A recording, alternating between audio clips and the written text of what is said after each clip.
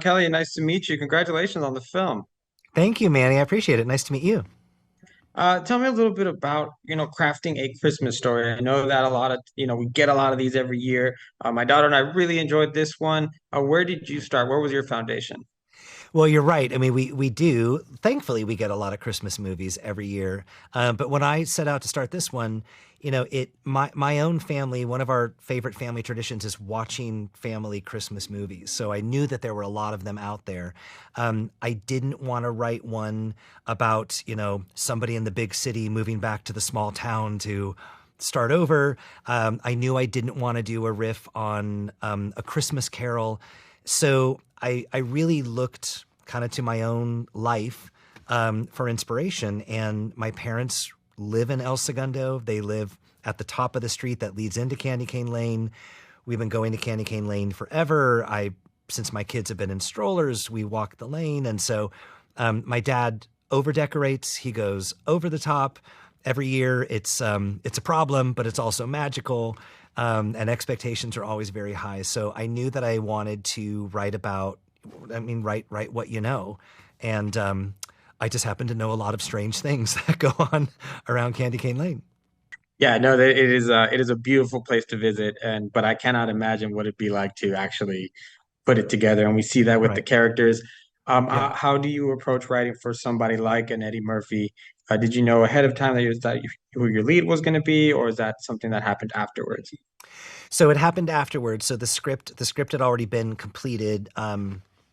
In that sort of first draft kind of version. But you're right. Once we found out that Eddie was interested and on board, talk about a Christmas miracle and a Christmas gift. So my most favorite kind of first moments with Eddie is I asked him, what do the holidays mean to you? What does Christmas mean to you? And he said, it means everything. So I got to learn about Eddie's family traditions, what he does at the holidays, how he loves making things. And so it was less about writing specifically for Eddie, that sort of comedy legend that we know, and more about writing to that side of Eddie that maybe isn't as public, which is really, as a family man and as somebody who really loves the holidays and wants to go all out for them. So that's where I think we had the most fun working together. And really quickly, as we wrap up, what for you and your family, what makes a Christmas movie? Why are these movies so popular around this time? Obviously, it's the holidays, but Yeah. what do you think makes a great Christmas movie? I think it's about the feelings that it evokes. I think there's tons of holiday movies out there with great plots and they're really funny and lots of special effects. But to me, it's about what is that feeling that you have when you see this movie and you watch this story.